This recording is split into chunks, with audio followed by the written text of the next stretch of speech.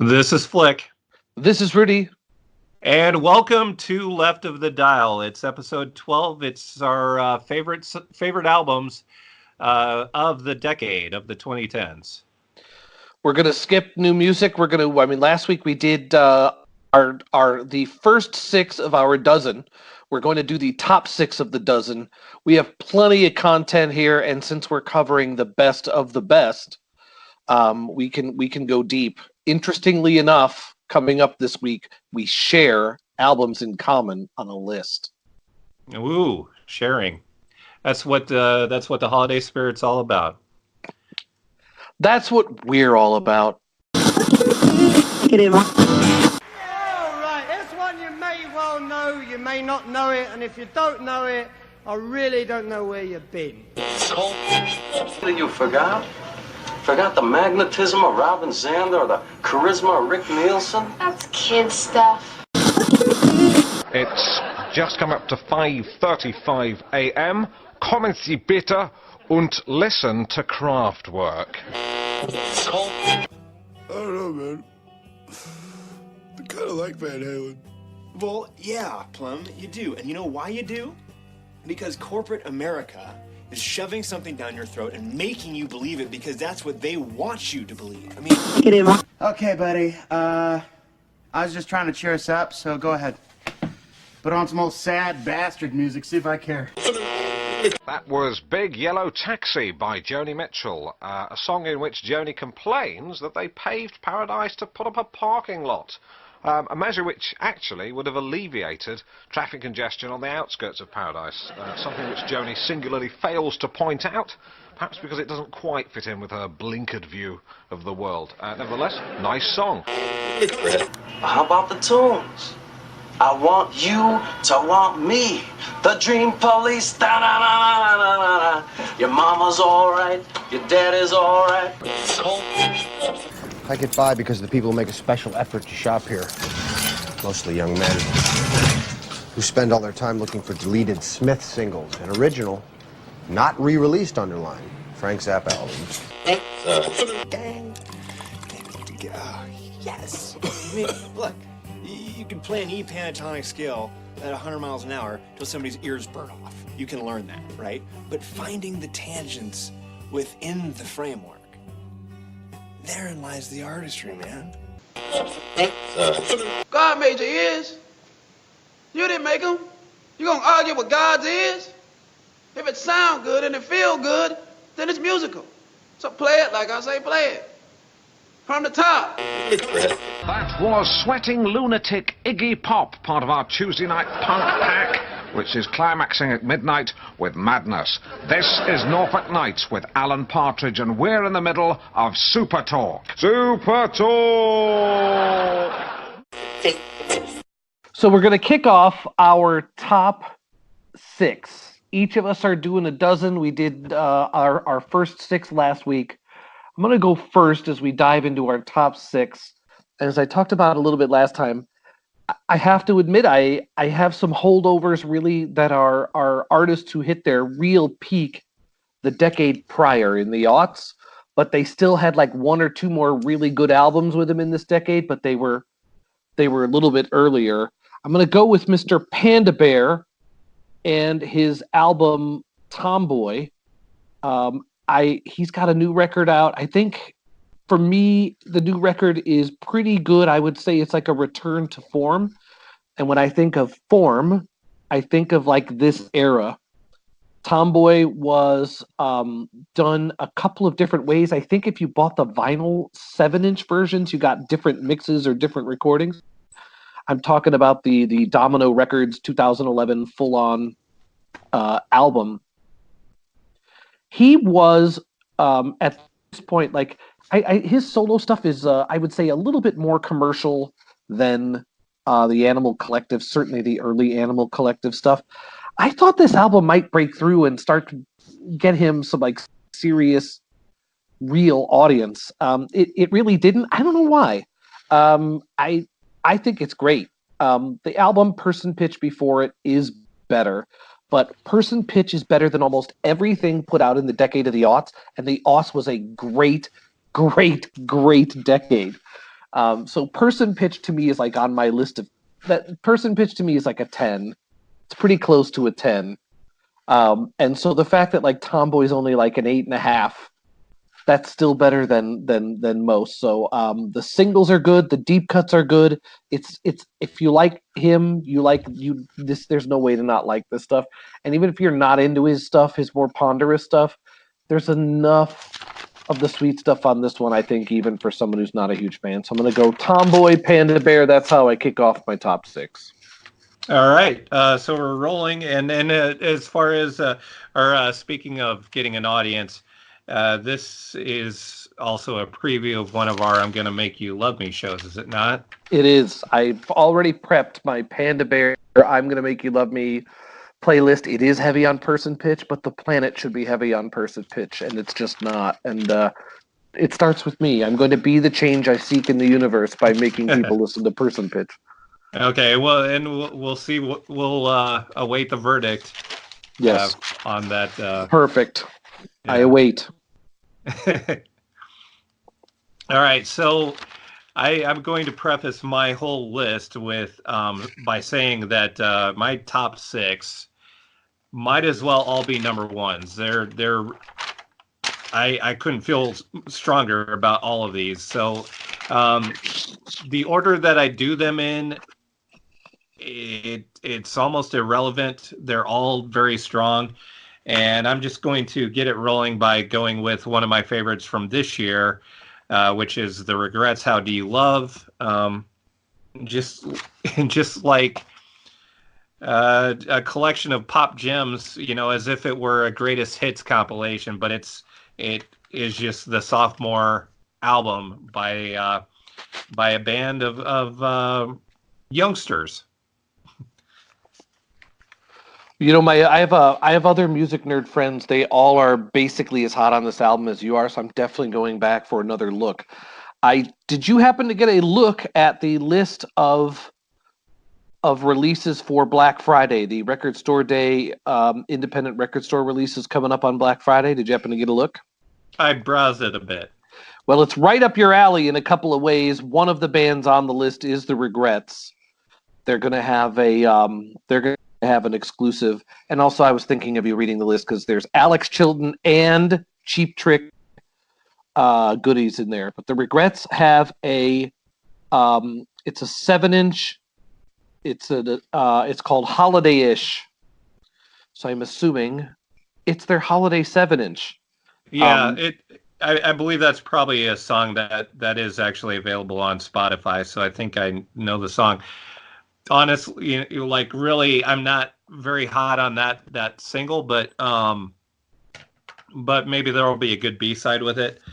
They did do a good cover of Marshmallow World though previously, which it would be nice if Holiday-ish was back with that, but who knows? I guess time will tell. There's also Paul Westerberg is also featured in the Black Friday Record Store Day.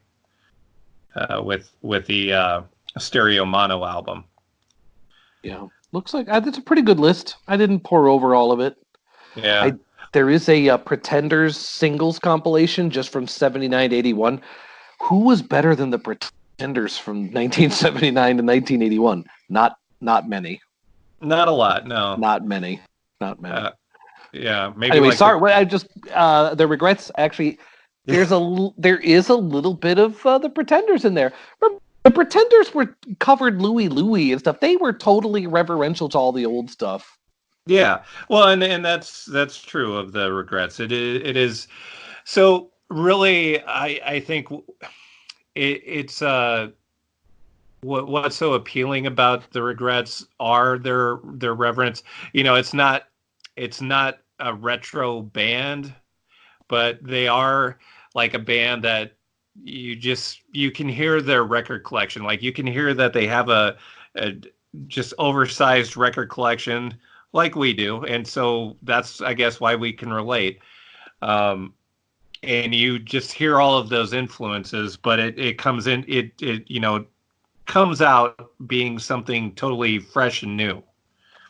And I think, the ultimate test, this is still a fairly new album. It came out in August, but it did have the ultimate test where when it was brand new, I listened to it to the point where I recognized I was listening to it too much, so that I had to kind of pry myself away from it for about a week or so, and then about a week and a half after doing that, it's like I needed to go back to it. Just like I had to have more, and when I did, it was just it's I don't know. I think that's the test of a great album is when you have to go back to it.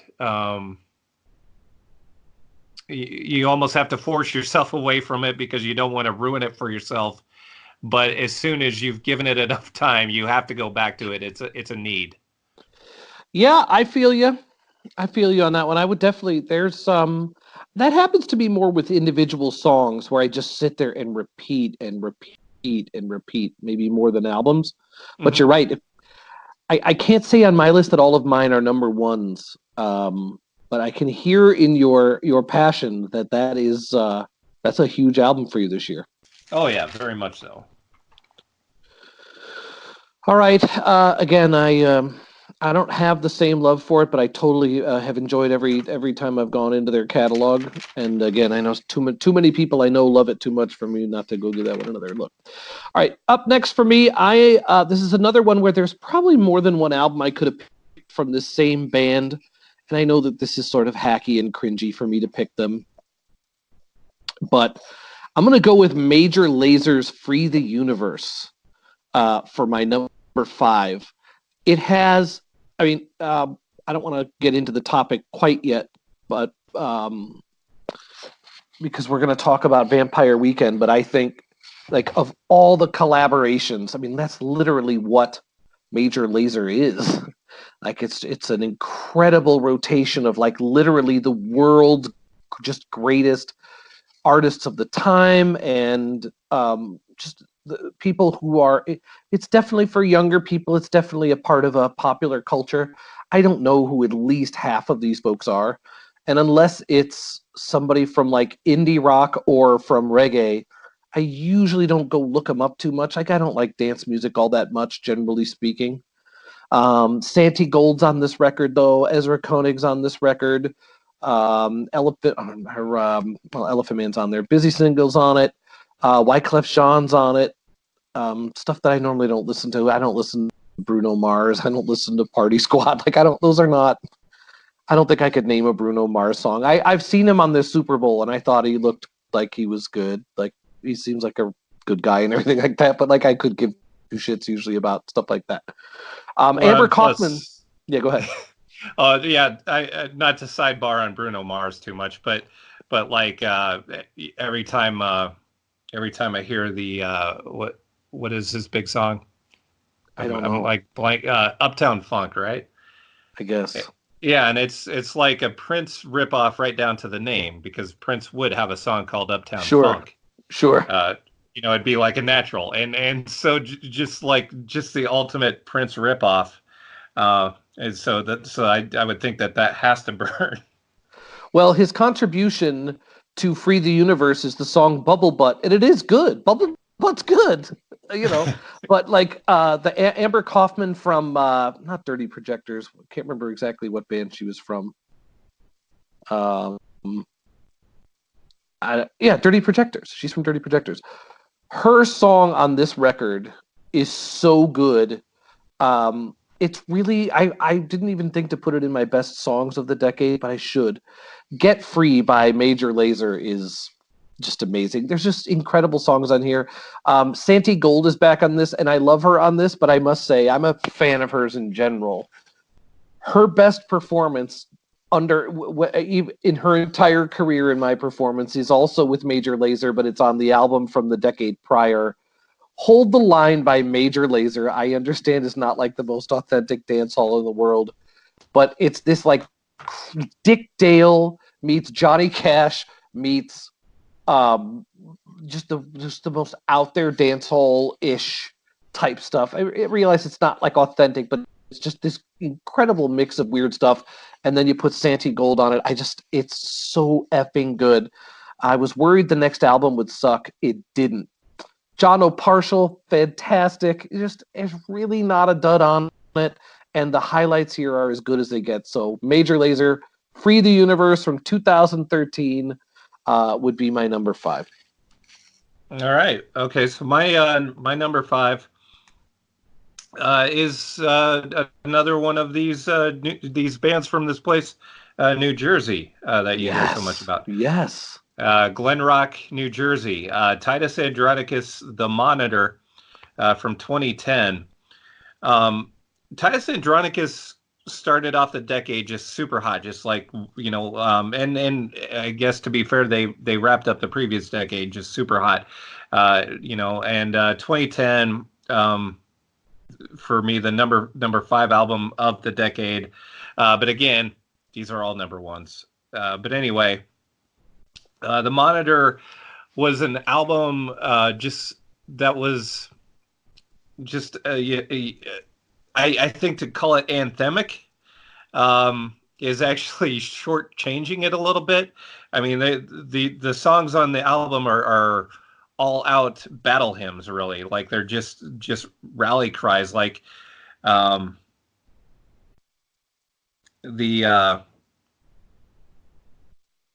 they just go past being anthems to being battle cries. They turn, you know, a phrase like "you'll always be a loser" and make that into the ultimate rallying cry. It's just like one of those. It's another great album to drive with. We talked about Real Estate last week, the other Jersey band on my top list. Different kind of driving though. Like I think you drive a little faster to this album, to The Monitor. It's very manic, very you know, aggressive, in a good way, you know, in aggressive, but internally aggressive, maybe, if that makes any sense. But just great songs, to I don't know, I don't even know. You know, the one thing I would say, I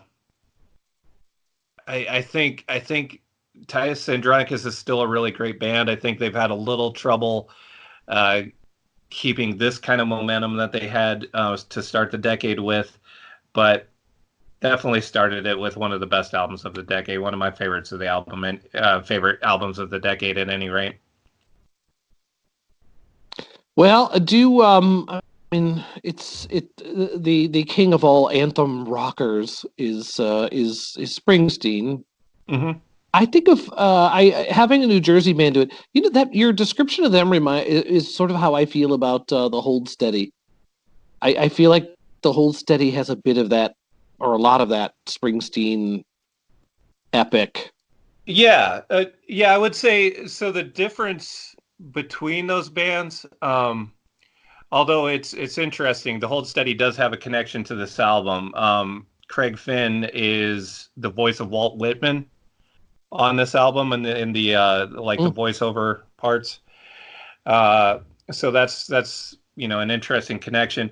The difference between Titus Andronicus though and Springsteen or the Hold Steady, Springsteen and the Hold Steady, their songs are very much narratives, whereas the Titus Andronicus songs are very autobiographical. And I think that's maybe why they've had a little trouble, or, you know, Patrick Stickles has maybe had a little trouble going back to the well. And I shouldn't phrase it that way, because the albums that they've done since then have been good, just not quite on this level. They haven't quite stayed at this peak, but that is an interesting thing though, because I think it is a little bit easier when you write songs where you're taking on somebody else's personality. It's a little easier to keep on doing that than it is to keep on doing autobiographical stuff. Yeah. I don't know Titus Andronicus well enough to comment, but I'm definitely going to go in. Are you a fan of the Wrens, the WRENS, by chance? Not super familiar. All right. I'm going to make a. There's not enough of. They don't have enough deep enough catalog for I'm going to make you love me, but they do have record store day stuff coming out, also from New Jersey, also of this genre. I will make you love them. Is Titus is the Monitor a good place to start in their catalog too? Oh yeah. So definitely you living in New Jersey. This I would say is this is more than recommended reading. This is essential reading for a New Jersey resident. All right. Well, again, And I don't claim New Jersey. I happen to live there. I but don't you do rep. live there, and I that's do. all I I'm owe saying. them that. So Well, it's I've eaten like a by ripper living and a there. cremator. So if you're going to eat a cremator and eat a ripper, and, just to fit in, you can listen to Titus Andronicus. Yeah, go to this before slippery when wet. Too late. All right. So But and yeah. another thing, great live act, great. If you get a chance to see Titus Andronicus, unfortunately, uh, they were in Iowa City a couple of months ago, and I missed them. I had a ticket to go see them, and just totally blew it on which date it was. I was a week off, and totally missed it because I'm not close enough to Iowa City to have made it in time once I realized my error. Oh. But they are great. If you get a chance to see them live, you should do so. Yeah, I'm gonna try to be better about getting out and seeing music. That's a good reason to get out. We're up to number 4, and you and I actually have the same number. I don't know if we have exactly, but our number 3 and our number 4 are the same band, same album. So we should throw it off, or we'll let's just throw in here, and we can do it all in a big chunk. I had at my number 4. I had Vampire Weekend's Modern Vampires of the City. Was that your number 4, or was that your number 3? Well, it probably would have been number 3, but because I feel strongly about all of the ones on my list, the order that they go in isn't super relevant. Cool. And so I just wanted to make sure that I wasn't talking about an album at one point and then you're talking about an album later on, or vice versa. So this gives us a chance to do a little bit more of a crosstalk with these albums. But yeah, Vampire Weekend, Modern Vampires of the City from 2013, definitely one of the best albums of the decade. One of the, I think probably there's a lot of it universal acclaim for this as one of the best albums of the decade. Yeah, we talked a little bit about this. I actually think Contra is pretty close to being its equal. They're very, very different records. But the reason why I went with Modern Vampires of the City is I'm not going to lie. Look, I have my prejudices. Like, I have my blind spots. Like, when Vampire Weekend came out, like, that just sort of that Northeast snooty singing about like what they were singing about, I found aggravating. Like, as much as I enjoyed the music, like, I did have some sympathy for people who be like, oh, a bunch of effete East Coast types. Now they're appropriating African high life and getting rich on that. Like, is there any low they won't stoop to? And I had a little bit of sympathy for that. But I mean, you can't deny the music. The music was a good hang, and so yeah. When Contra was great, and then by the time this album, Modern Vampires of the City, came out, I had to give up all of my bullshit about them and just admit I liked them and admit that I should have never gotten involved in the diss in them, because they're for real, and this album is great, and they basically pulled 3 aces in a row, and that's really hard to do.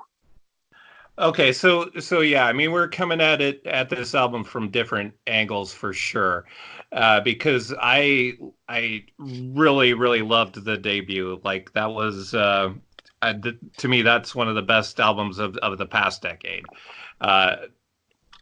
really not a bad song on that one. Yep. And as far as the subject matter, that I understand, I get that. Like it was a little bit of an issue for me as well. But I think I could probably listen to all of these as instrumentals and like them almost as much. Like they would as standalone instrumentals. I think their best songs work just as well. We're coming at it from different angles though, because I think we're split on Contra for sure. I was a bit let down by Contra. I like the song Cousins a lot, and I like the song Run a lot. And then the rest of the album, I will say this for Contra. I think if we talked a lot last week about singles and how music is consumed differently. Now you're getting it more one song at a time. If Contra was an album where I was getting it more one song at a time, I might have been more receptive to it. But as an album, it just didn't work for me. It was just too much of the same sort of thing over again. It's kind of like Horchata and Holiday weren't that much different from each other, and that was the same as most of what was on Contra to me. Whereas the debut and I think even more so with Modern Vampires, there's a lot of different moods being created. Different textures. Contra was just too much of one speed for me. But I will acknowledge that I am in the minority, but I think I think you're in the majority, actually. Really? I don't know. I get the sense I have more arguments about the album Contra than probably any other album. But then again, we're music nerds, yeah. Yeah. Well, I'm going to stick with it. I think it's pretty much the equal of the Vampires of the City, but Vampires of the City has Yahe on it, which is, I think, like the center of their catalog for me. It is in one song, like all of the things that make them likable, which isn't everything. But, there's things about them that I respect, but I find dislikable. Mm-hmm. But everything about them that is likable, I find on Yahe, it works for me. Like the only thing you might be able to say is it's atypical in that it's sort of a ballad, which isn't really them, but it's a world music ballad, and it's clever as hell, and it's deep. It stands up to not all of their stuff can take an incredible amount of rotation, like you were talking earlier about. Yeah. And I do think this album can. Well, see, I feel the same about the first one. But I do want to stress that I think this one's better than the first one. I feel like both of those albums can hang with a lot of rotation though. Like and as far as the songs on it, like I agree with you on Yahe, but I don't even feel that that's much stronger than any of the first 9 songs. Just really like 1 through 10. 1 through 10 on this album is just gold. I could probably do without the 11th and 12th song, but right. The first 10 are just unimpeachable. Yeah, I could do without the 11th and 12th song on most albums. You know what I mean? I'm serious. Yeah. So. Wow, I'm glad we agreed on this one, because even though again I have the feelings about Contra, I did strictly go with Modern Vampires, and finding you on it and having you have it somewhere in a similar spot on your list is fortuitous. I think I agree with you. This album, the first album, is all killer, no filler. This is pretty much all killer, no filler.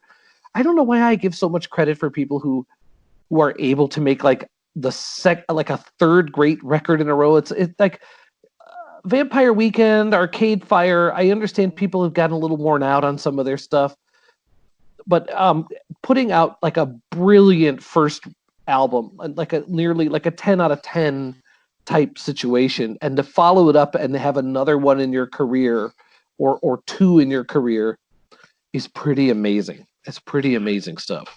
Yeah, and I might be in the minority, but to me, again, a bit let down by Contra to come upon, Modern Vampires, and find as much in it as I did. Like, it was very reassuring, because maybe I was setting the bar too high after the debut, and maybe that's why Contra, why I was a bit let down by Contra, but certainly a strong comeback. That being said, now that we have more context on it, I don't love the newest one, but the first and the third ones I couldn't love more. Yeah, I'll grant. Like, I've tried to bond with the new record, and unfortunately for me, the best thing so far from them this year to me is the Bruce Springsteen cover on their Spotify single. I don't think that that's. I don't think that that's actually new, because they did that. They did that as a B-side in one of their early singles from the debut. So I don't even think that that's a new recording of it. I think it's probably the same recording. Oh, okay.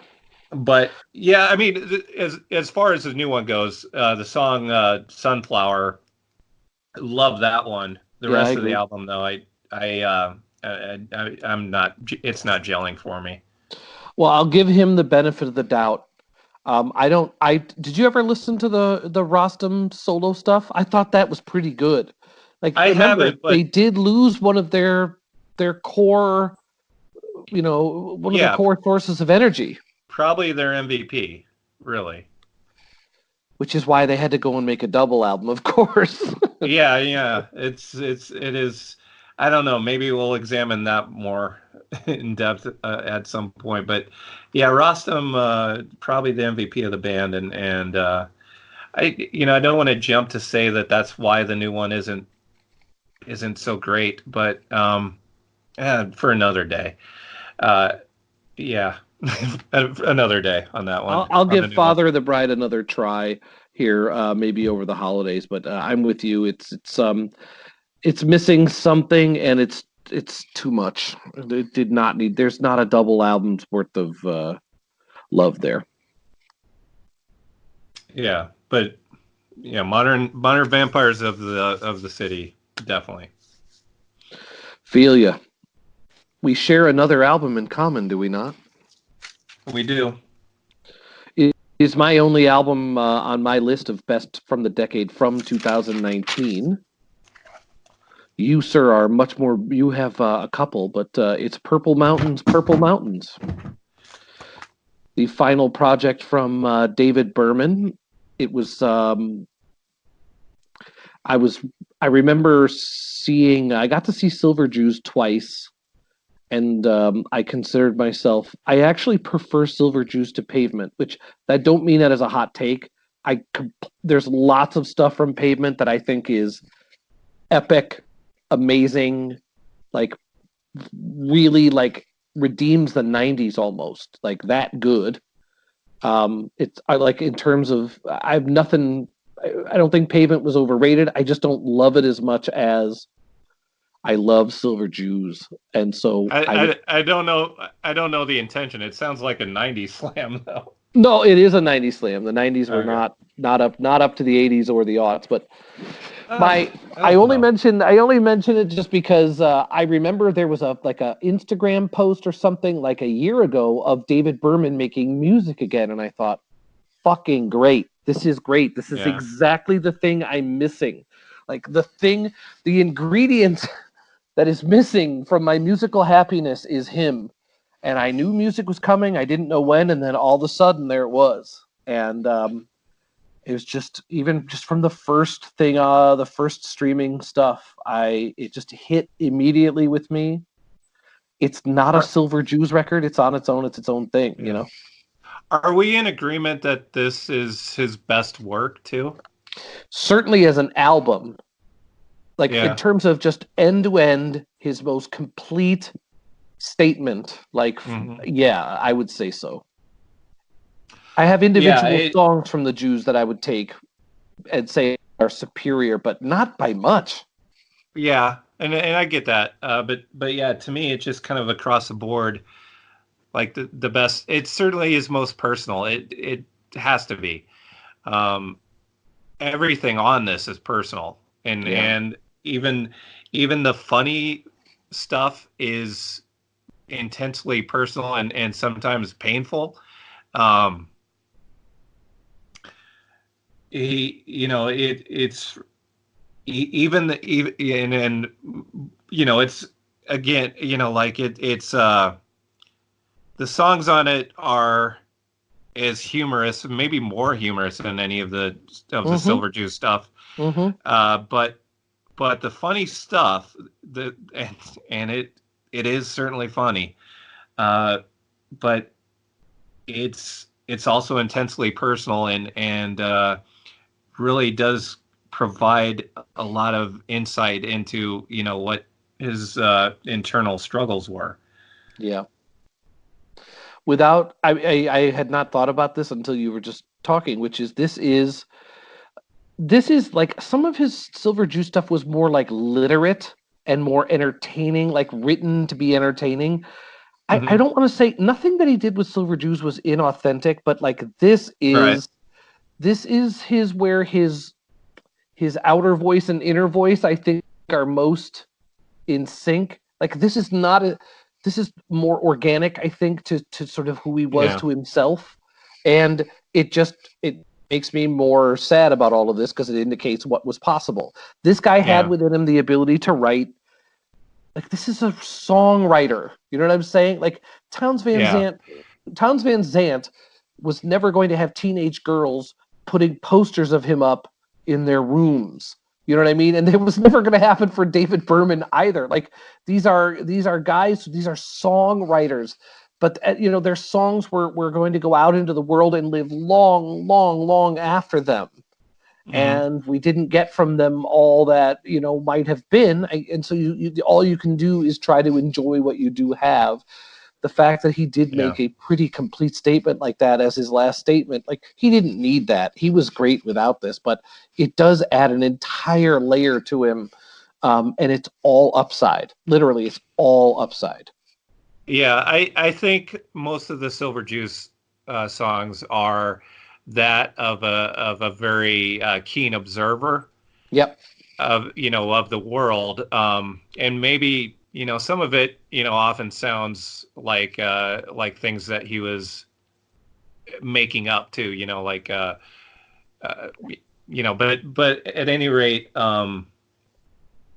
as far as the characters in the songs in the Silver Jews, it like some of them are so much bigger than life that you don't even know how factual, how based in fact any of those characters are. The stuff on this album, it's very much him being a keen observer of himself, analyzing himself, Yeah. That's really and insightful. I did not thought yeah, about that, but that's exactly right. yeah. That's exactly right. I don't know anything about who the band Purple Mountains is. I have to be honest that when I just like, oh, it's David Berman. Like, I don't even think about who the band is. But Well, musically, it's a beautiful sounding record. yeah, we talked about this actually in the first show, the personnel on the album. Okay, let's see. Let me take a look here. So Jeremy Earl, Jarvis Tavernier, Aaron, and some of these names are really tough to pronounce. Let's see. Yeah, so at any rate, though, some members of the Woods. Well, that's right. That's right. Yeah. But I mean, it's a great sounding band, but like Silver Jews was Pavement with a different singer. Like Hmm. Yeah. the band itself was more important than this. This is the David Berman show. It Yeah. really was his show, not him singing with Pavement backing. Like, and I don't know. There's nothing on it that isn't special, and it really, I know it sounds a little cringy to say, but we're having a very special episode of Left to the Pile. Yeah. But this album, if I'm going to get sappy, it's going to be about Prince or this. And I think this is an album to get sappy over. We shouldn't be ashamed. Yeah, and it is great. It really gives you everything too. You know, again, it's all very personal, but sometimes it's you know, insanely hilarious, but always insightful, always engaging. Yeah, and yeah, it's too bad we don't have him around anymore. But you know, you couldn't really end with a better album though. Yeah. I think we've talked about this album. We've done 12 episodes. I don't think we can go more than 3 or 4 episodes without talking about this album. And this album was actually pretty new when we started. Yeah. I'm not. I think this will still be an album we're talking about. I think it'll come up again. And as I always say every time we talk about it, go on to the streaming services and find the All My Happiness Is Gone EP. The remix called the No Account remix is, we were just mentioning, you said earlier, like, he's genuinely funny. So taking the vocal performance from All My Happiness Is Gone and putting it over a like completely warmed over Erzatz white reggae is brilliant. You know, Yeah, really, it's brilliant. It is brilliant. I'm glad that isn't the version that made the album, though. I agree. It is such a great song as it is on the album. I don't know if he was trying to do it in a funny way to take the edge off of it, but you know, if that's the case, it definitely, I think it is better, you know, with edge intact. Yeah, yeah. The other song I would say, I mean, there's a lot you could call out on individual songs here.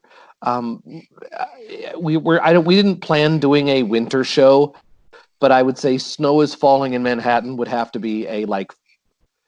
I can't imagine going forward not having a winter playlist without that. Especially, I work in Manhattan, and so while I don't love winter, if there's anything that could be redeemed about winter, it's like in New York on those snow days where the city just sort of shuts down and the snow piles up.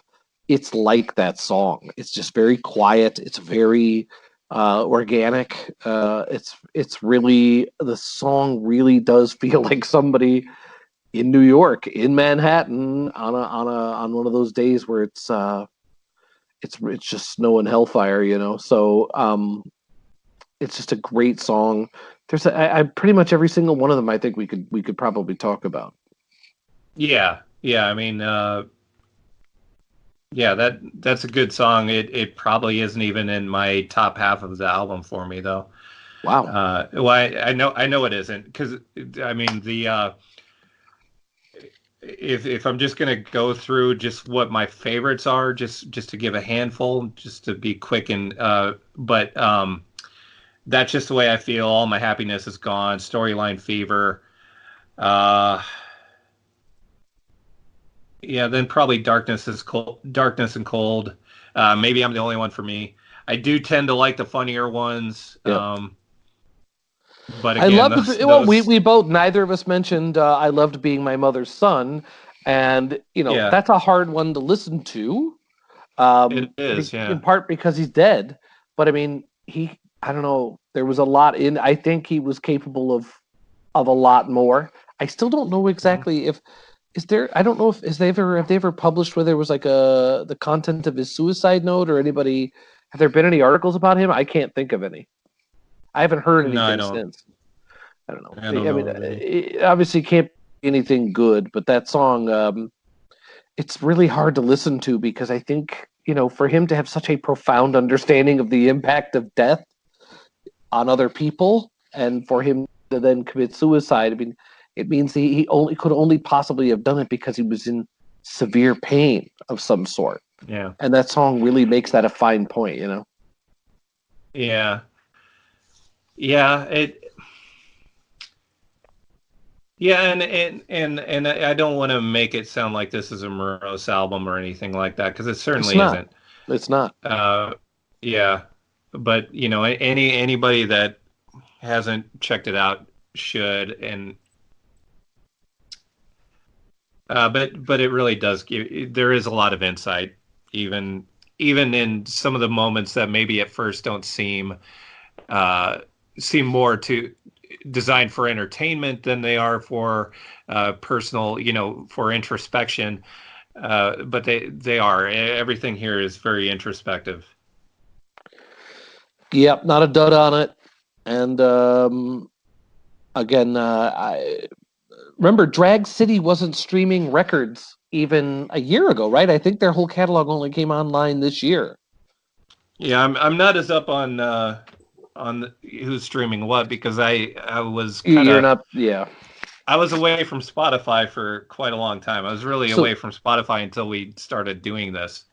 the most of the Drag City catalog I think is finally up. There's some stuff that isn't, but the Silver Juice stuff didn't get onto Spotify basically I think until 2019.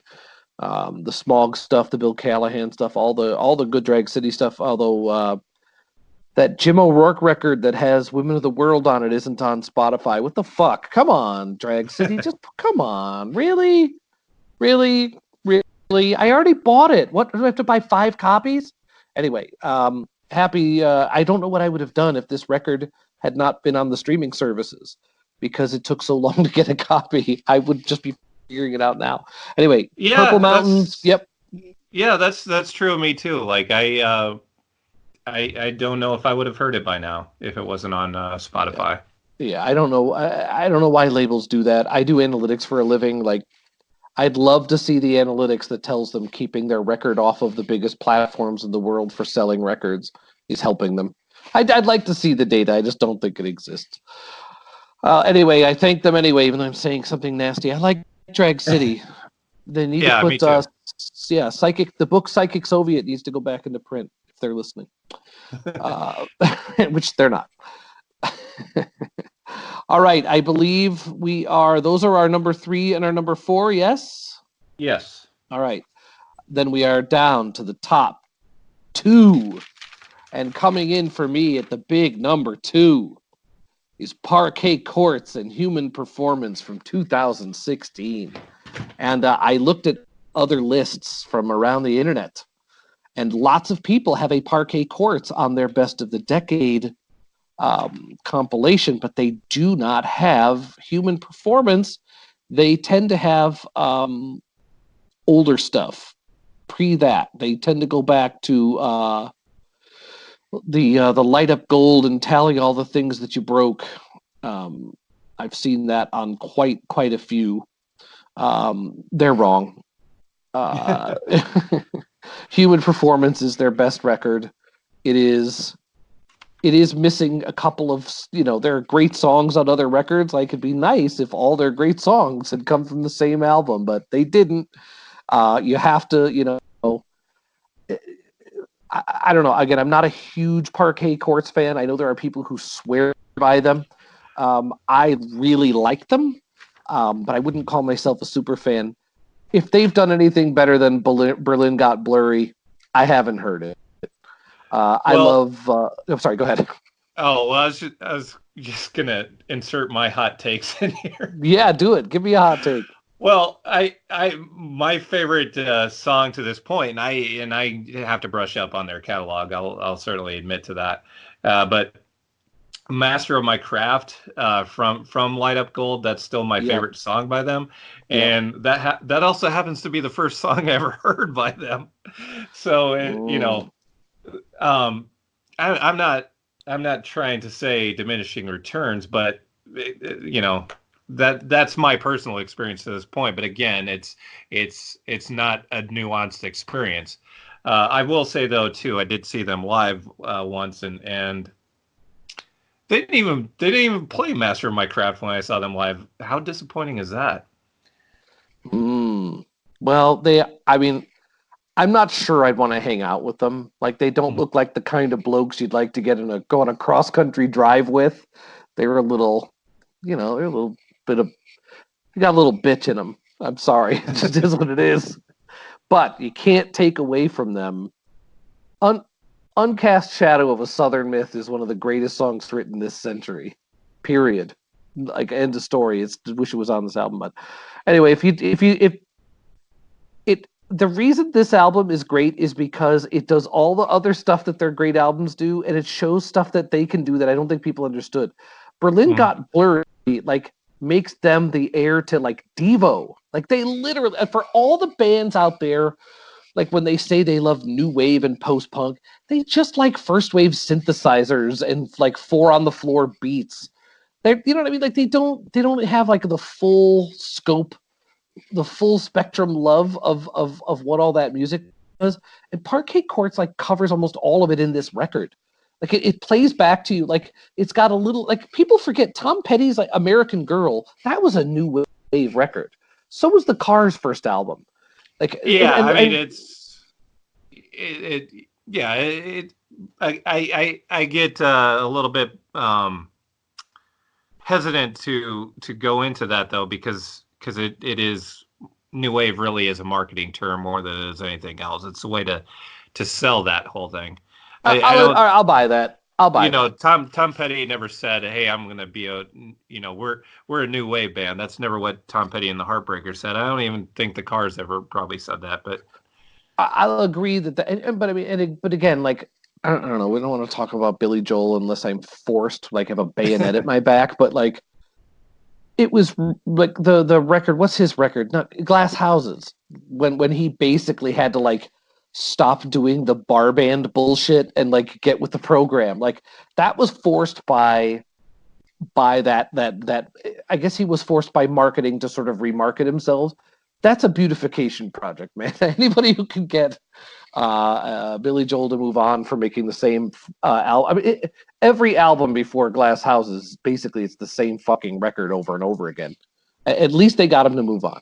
Anyway, I'm going to go back. I just say the Parquet Courts, this album is the best, like, taking all the constituent pieces of post-punk and new wave and reformulate them in an actually interesting way rather than just doing more regurgitation recitals of it. So I think it really nails the essence of that time and finally adds to it, finally makes something out of it rather than just hero worship, So again, if Dust, Human Performance, and Berlin Got Blurry, those are untouchable, holy of holy, all-time tippy top of the tippy top elite for me. Human Performance by Parquet Courts, I think, is worthy at number 2. Yeah, that is a lofty position. They earned it, sir. All right, I don't doubt it. I wish they would have done a better set when I saw them live, though. I'll just say that. Yeah. You had your little Drag City rant. I guess my rant is on Parquet Courts and the set that they did when I saw them live. All is forgiven. All right, so my number 2 is from 2011. Last week I mentioned not wanting to double dip. And this is certainly an artist that I would have double dipped on had I not set the ground rule for myself not to do that. The one that I chose as the one to be included in my top 12 is the 2011 debut from Michael Cronin, self-titled debut. MC2, his obviously his second album, would have been somewhere on my top 12, but this one I definitely had to go with. It was he's still an independent. He's on Merge now, but the debut was with Trouble in Mind Records, a very small Chicago label. He's a guy who just writes great songs. His influences are all over the place. It kind of goes back to what we talked about with the Regrets, where it's just somebody who has listened to a lot of music, loved a lot of music, synthesizes it, comes out with something, that doesn't sound derivative of the things that that he loves. You just know it's in there, it's included, but it isn't everything. You know, he isn't a nostalgia act by any stretch. He's just a great songwriter. He in the first song, there are many great songs in this album. I would say even though there isn't really a dud on this album, I have to say there is a standout, and it's the opening track, because it's just a whirlwind. It starts out with, it's the song "Is It All Right" that starts out this album, which starts out with these great Beach Boy-esque harmonies, and then it's like the hammer of Thor just crashes down to the ground, and then it becomes this intense garage rock sort of thing, and then it sort of ends up in this it ends up in this sort of Jethro Tull like flute flute sort of outro to it. And it sounds crazy, and it is crazy, and it's the best kind of crazy. I think it's one of the best. Like, it's one of the best first songs on any album. Yeah. Period. Yeah. Yeah. It's one of my favorite songs of the decade, maybe any decade. Yeah. It's such a great song, and there are so many more great songs on this album. But "Is It All Right" is just especially great. Yeah, I think again we've been saying this a little bit much today, but if you don't like that, you don't. If you don't like "Is It All Right," you probably just don't like rock. You know what I mean? Like, because yeah, the fact is, yeah, it's a fantastic way to kick off an album. In fact, it's dangerous in the sense that how do you follow that? Like, how do you, if you're going to start there, you better have somewhere to go. You know what I mean? Yeah, that's why it's a great album. Yeah. Yeah, I mean, it certainly, as great as that song is, if the rest of the album was a dud, it wouldn't be here on my list, and it certainly wouldn't be as high up as it is. But yeah, I mean, it's just 10 really strong songs, and then started off with one of the strongest of the decade, in my opinion. Well, here's a hot take for you. I actually prefer Michael Cronin to Ty Segall, and I think it's because Michael Cronin is a little slightly more normie. But he's more consistent.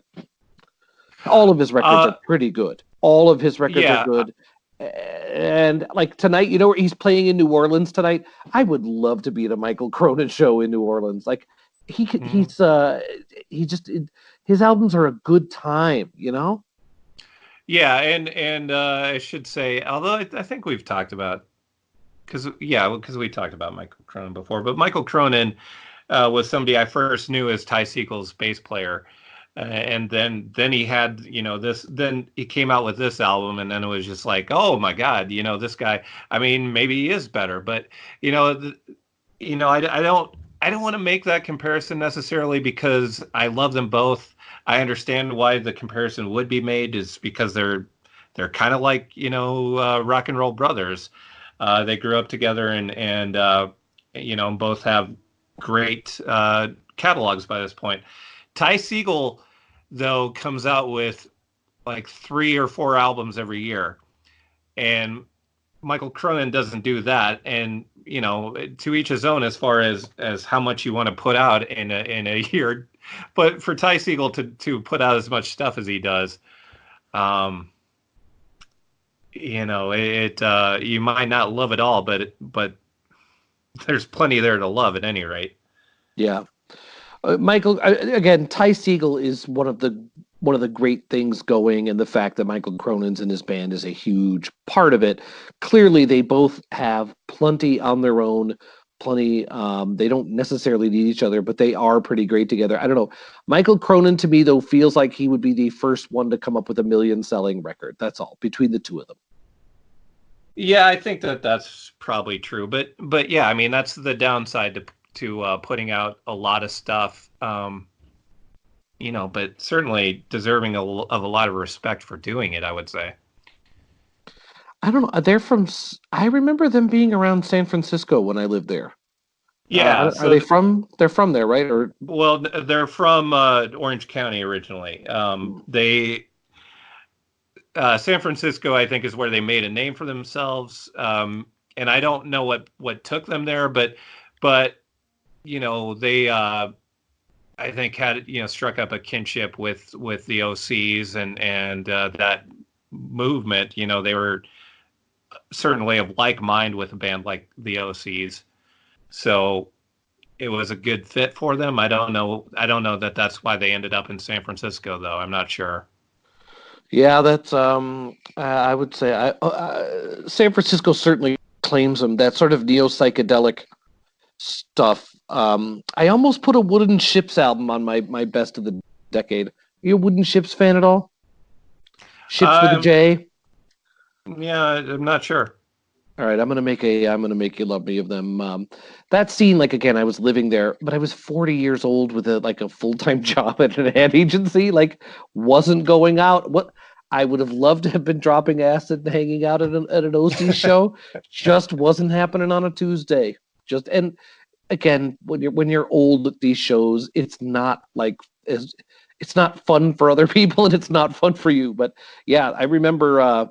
I'm gonna definitely try to see Michael Cronin next time when I finally can move back home to California and see if I can see him in person, because he's got to be great live.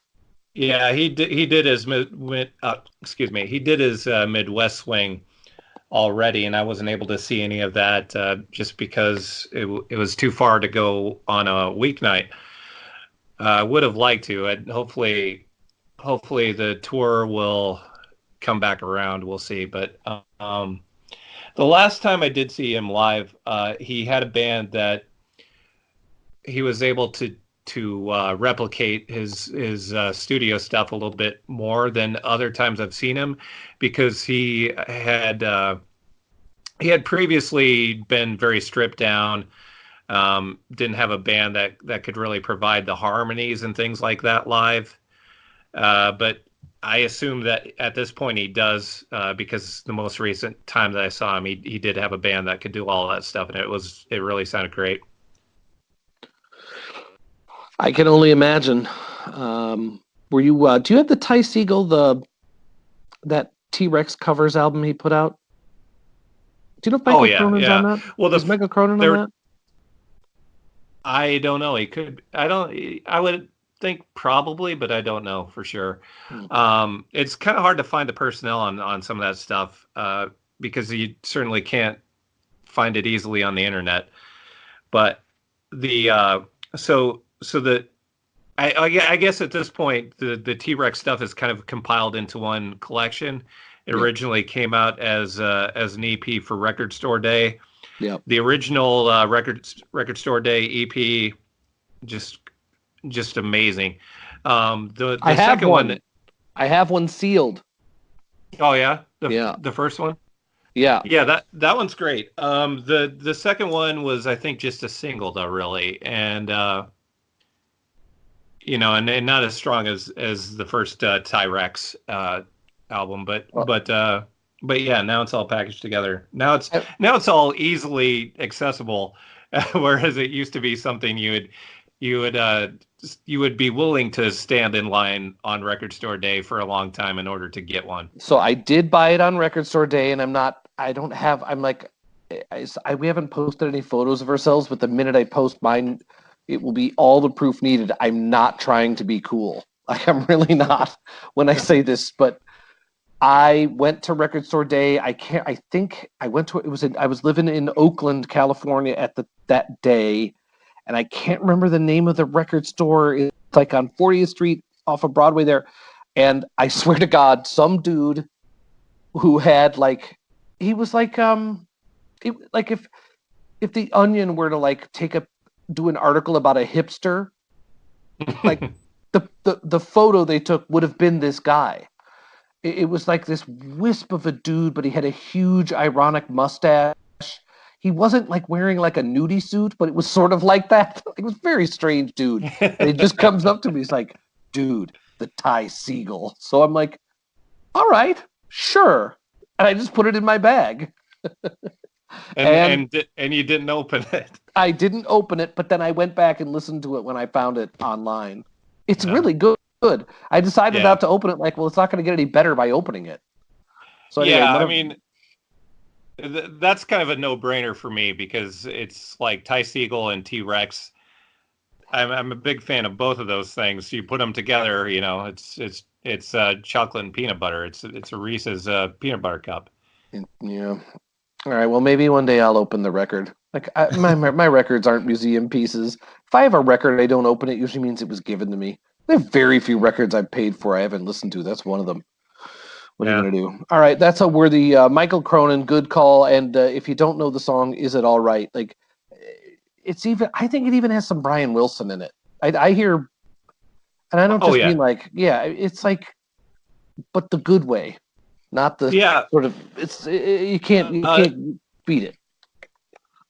Yeah, and I'll say we talked about Tyson Drenicus is the Monitor as being essential listening for the New Jersey experience. I would say this is essential California listening. This is a California rock essential piece. It's a benchmark. Yeah, I'm down. I'm with it. I don't want to do a drum roll, but I'm up to my number one. The drum roll would not sound good over Skype, I don't think. Good for you, dude. All right, so your list, you've made a very strong case for your top six that they're all they're like number ones for you. My list is the exact opposite. I consider my number one to be so far and away the best album of the decade. Like, as much as I enjoy Purple Mountains and all of the stuff we talked about today, like, for me, the album that far and away, it's just not really that close.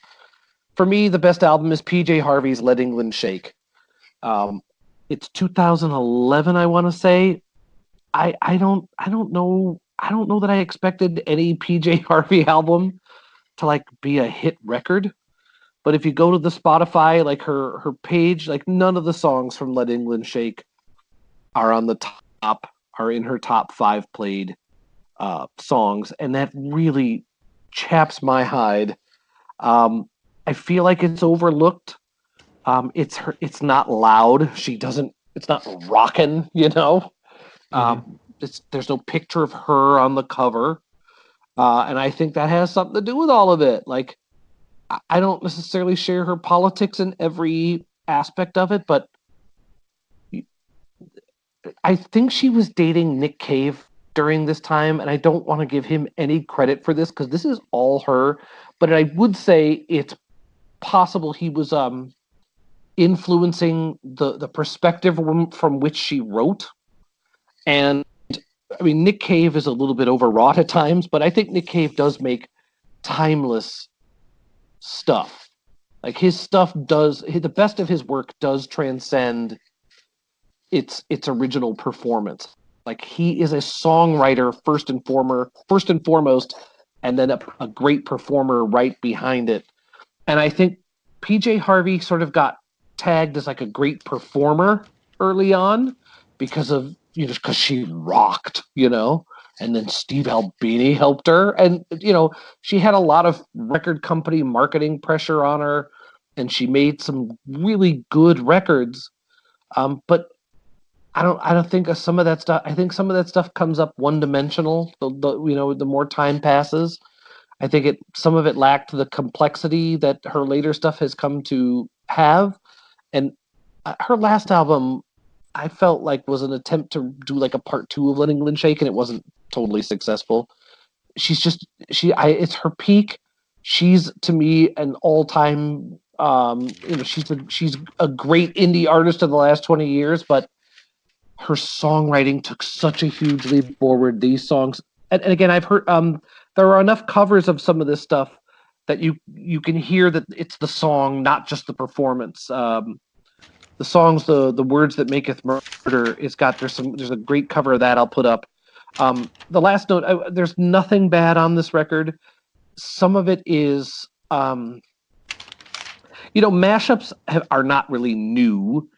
The internet has made them easier to do and to pass along. The last song on the album, the song Written on the Forehead, has a mashup with the old reggae song "Blood and Fire" by 90, and I, I still marvel at the fact that she basically dropped another record played on top of her own record, and how they just fit absolutely perfectly. I don't know how you write for that. Like, I don't know who thinks of that. Like, I can't imagine the creative genesis of that. That's just one of the things. Like, just it's the pieces she brings and the way she puts them together. It's so complex, and it's so it never has stopped giving to me. Like, I've listened to this album hundreds and hundreds and hundreds of times, and it's never not just a great experience. So it's like, it's my best of the decade, but it's probably going to be like it's going to be in my top 50 all time, probably maybe top 25 all time, like lifetime. I really just I can't say enough good things about it. And I'm not British. I'm missing some of the point of the lyrics. Like, I'm just not, like, I'm not British. And I'm not going to go read it. I don't care. I don't need to. I don't need to know. Like, it's just such a great record. So I would say it's a must. And anybody, if you have even a slight inclination towards liking her, give that record a chance. It's not going to rock. It's not going to blow you away. It's going to get under your skin, and you're going to catch yourself listening to it over and over and over again, because there's so many layers to it to figure out. So PJ Harvey, Let England Shake is my my album of the decade. Well, I guess she's doing her job if she can reach you, and even though you're coming, like you aren't sharing the experience, but still able to reach you, then she's doing her job. Good shit. Yeah. Okay. So my number one is definitely one of my another great debut. Although this is somebody that had a couple of EPs, couple of well-known EPs going into this, but the first full-length LP from Courtney Barnett, the 2015 album, Sometimes I Sit and Think, and Sometimes I Just Sit. That is my number one. For me, it always comes down to songs.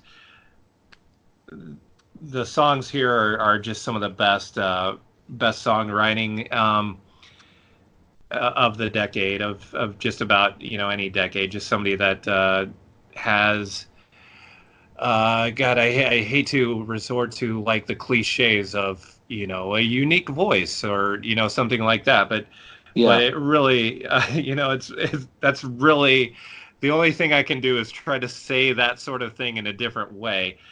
Because it that is what it's all about here. She is like she has a unique point of view. She has a unique way of seeing the world, a different slant on things. She seems very empathetic, in the way that she like in great films, her songs are like great little short movies. Where in a great film or a great book, the minor characters are three-dimensional, they're fleshed out, and it's because the person telling the story is empathetic. They care about their characters, even the small ones, even the ones that are serving a minor role. But that's what she brings to it. She can paint just these great little pictures where you're interested in everybody that's part of the story. And the music's great too. She's a great guitar player, very unique guitar player as well. She doesn't even really use a pick. She like plays with her thumb. It's but yeah, I mean, just like it's not something that isn't true of the other songs on my list, that it's just one great song after another. So it's hard not to be repetitive saying that. That is what it comes down to for me. I'm a song person, and that's what she delivers. I should also mention, like to me, one of the best songs of the decade. Although we can talk a bit more about that, next week. But Avant Gardner, I think, is one of the best songs of the decade, which was on one of the EPs that preceded this album. And probably said, like that's the signal, that this is somebody that can write great songs, and you go into an album like this with high hopes, and then she just delivers. I consider this a debut, even though she had those EPs, and this and the Michael Cronin are I think the two best debuts of the decade and maybe of the century to this point. Yeah. Well, I'm glad you shouted out Avant Gardner. It's on my best of the decade 2 singles. It's like in my top 10, I think, too. Yeah, If you, it should be. She's her guitar playing is unlike anybody else's. Although I will say, I think Beck paved the way for the guitar solo in Avant Gardner. I do think that condensed mic feedback loop thing, the squeals and stuff that from the condensed mic stuff. I'll tell you that the first time I heard it, like played on a record put out by a major label, would have been Beck. But again, I think her influences are probably fucking great too. Courtney Barnett's influences have to be great. Avant Gardner is the high watermark for me for her, because for all the reasons you said, which is it's a great story. It's hilariously told. The harmonies in it are beautiful. The singing style couldn't be more perfect. The lyrics couldn't be more. I mean, it's like a perfect song. But sometimes I just sit and think, again, I have never been able to get the high from anything from her as high as I got from Avant Gardner, but there is stuff on this album that's pretty close. I think there's a lot on this album that's close. Avant Gardner, I think it's fair to make the case that it might be her best song. But it's only one of her best. It is. I think you could pull out all kinds of songs on this that are up there with that. Yeah, I'll agree with that. I mean, she's great. I think I would like her personally. Like, I think she's probably just a fun person. You know what I mean? And I think she sounds like she's having the time of her life in a lot of ways. You know what I mean? Like she does. She sounds like she's genuinely enjoying it, especially on this album. On Sometimes Thing. Yeah, and it's infectious. I mean, everything. This is another one of those albums that I just listened to on a loop for a couple of weeks, and then kind of felt like I had to pull away from it just to not burn it into the ground. And then then after a little while, I had to go back to it again right away, and kept on. All of these albums are albums I've gone back to, quite regularly over the decade. But yeah, this one maybe more than the others. Not by much. This part of the list is like they're all number ones. I'm not even. That's not even a joke. They're all number ones for me. This part of the list. Now the other part of the list, that's another story. But no, the other part of the list is great too. But especially this one. These are all albums that I've just gone back to incessantly. Yeah, it makes sense. I would say last thing on Courtney Barnett. I'm not a huge Grateful Dead fan, but there was like a Grateful Dead tribute album that came out. It was humongous. It's literally like 6 discs long or 5 discs long. It's got Stephen Malkmus on it, Bill Callahan, Real Estate's on there, Bonnie Prince Billy, who normally I wouldn't cross the street to listen to, but Phosphorescence on there. It's pretty good, even though it's really long. Courtney Barnett does New Speedway Boogie, which I normally don't love, but her version is pretty awesome. It's pretty great. I'll throw that one up there too, for those who haven't heard. It's pretty good. All right. It's good stuff. All right, I think if somebody was stranded on a desert island with our top, our top sixes, for sure, I think we've left people in pretty good shape. Yeah. So should we recap this? Yeah. Do we want to go all the way back to the tippy top? We can. All right. I'll let you do your 12 first, and then I'll do mine. Okay. So I don't have mine in front of me, but go ahead. Okay. So mine, in descending order, are at number 12, Wilco, Whole Love. That's from 2011. At number 11, XX Rips from 2014. Then it's Spoon, They Want My Soul from 2014.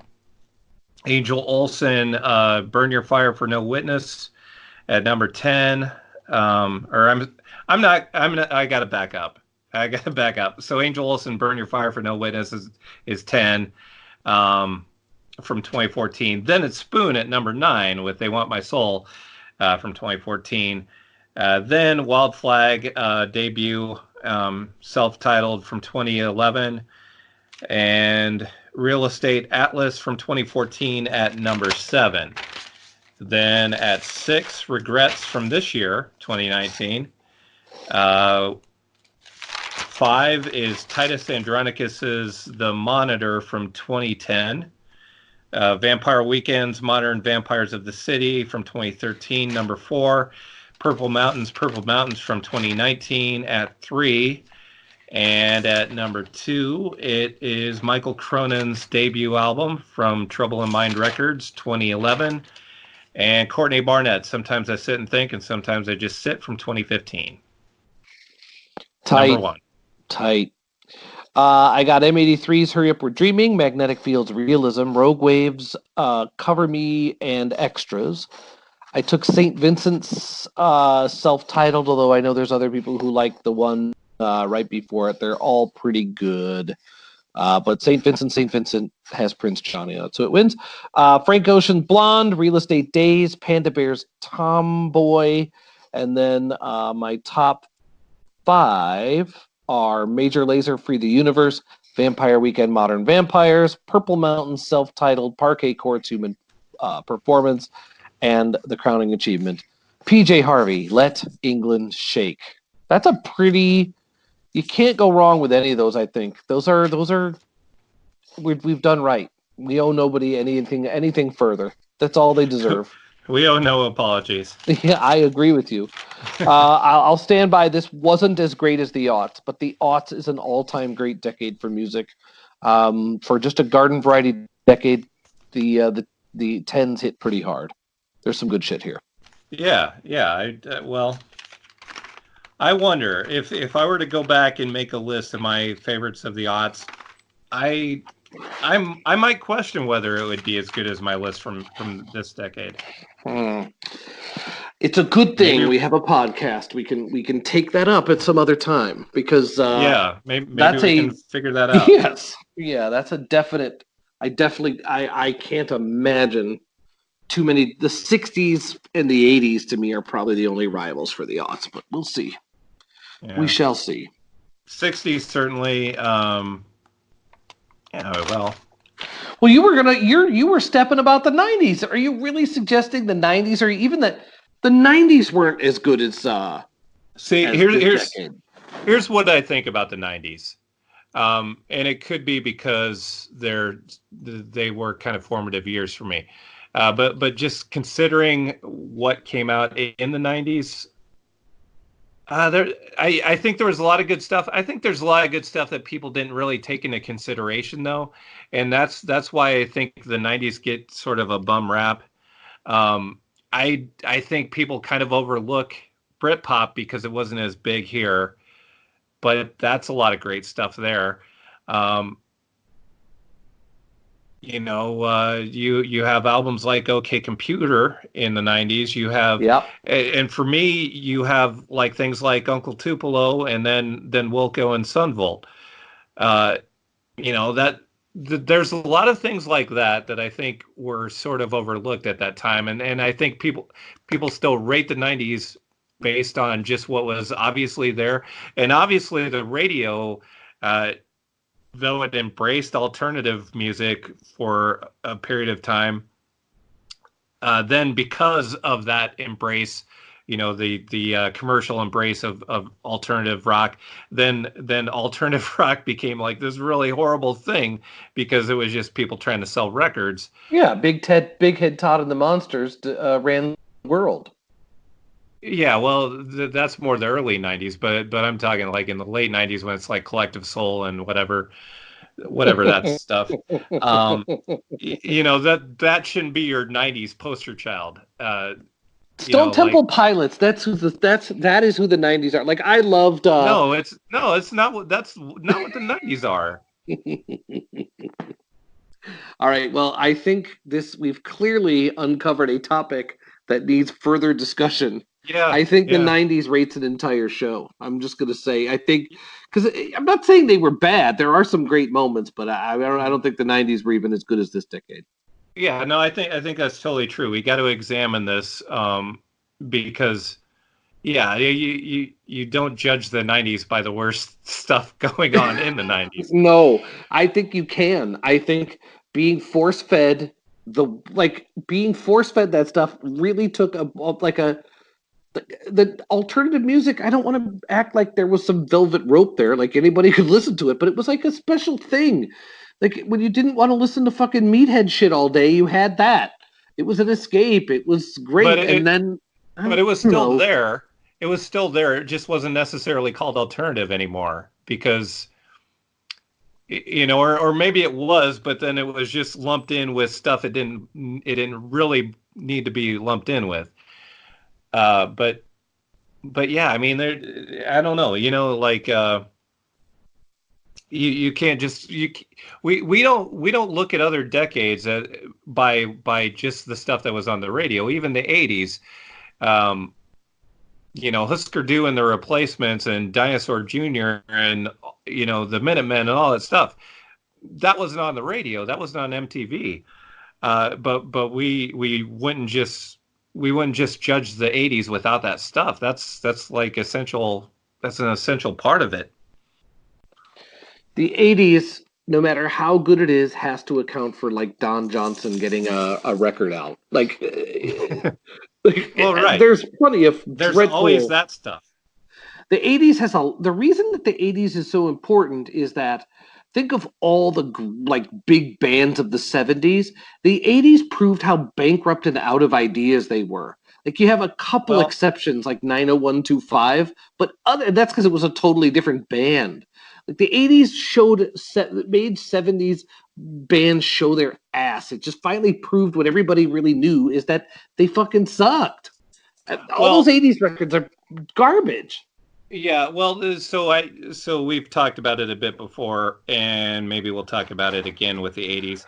I think a lot of bands gave into the premise that everything was going the way of light rock, or at least like radio play was going the way of light rock, and that was, that's the way they had to go.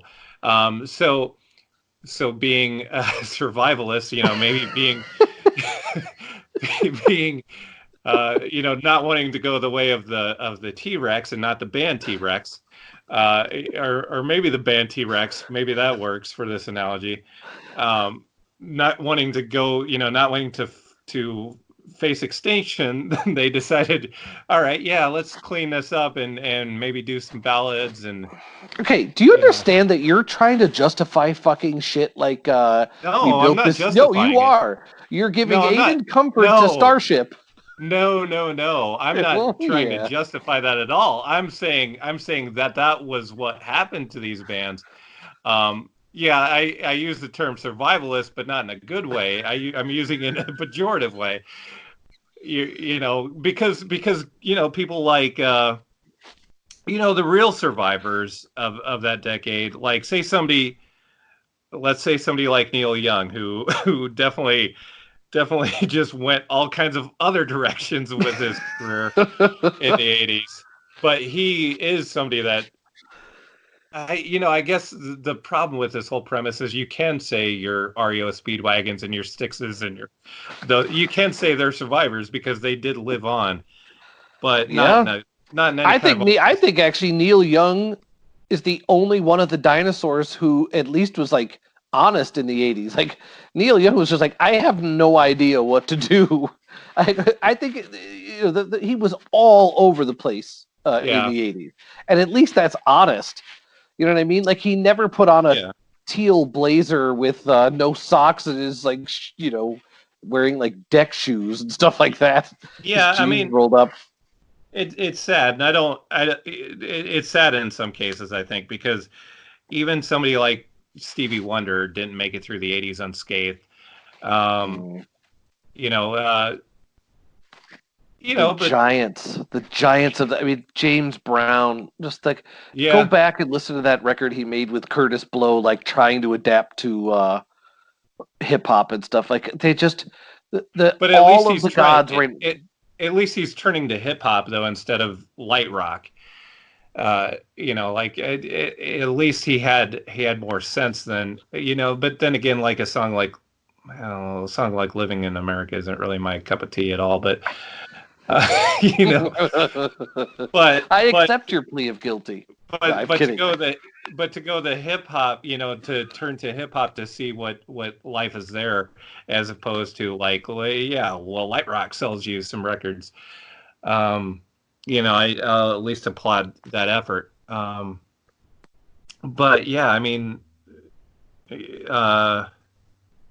obviously a guy like Prince thrived in the 80s. He managed to make it something great, but as far as commercially viable music in the 80s, it's just mostly it's as unartistic as could be. Yeah. We're going to need to do a show on each decade. I don't know if we could do the 50s. Do you think we could do an hour on the 50s? I don't know if I could. Well, we would have to do a lot of homework, I think. All right. Well, we're not doing that. So, if that. All right. Well, the 80s and 90s clearly need further exploration. I think we found a venue to do that. We unironically made our episode 12. Each of us got our best 12 of the decade. I think we've done yeoman's work here today. We have done our duty. Yes, sir.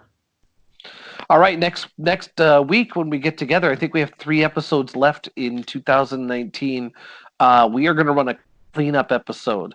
There's lots of little topics, little strands that have been left open in the last dozen episodes, and we're going to tidy them up. We're going to get caught up on the new music. I think there's a pretty good chance by the next time we record, I will have seen Bob Dylan. At the Beacon Theater in New York. So yes, I'm going to force people to listen to more talk about Bob Dylan. When he's gone, the greatest living American dies, and I'm going to be devastated. So you're just gonna have to tolerate Bob Dylan talk because I get to see him again, and I'm excited for the first time in a long time to see old Bob. We'll do that next week. We'll see you then.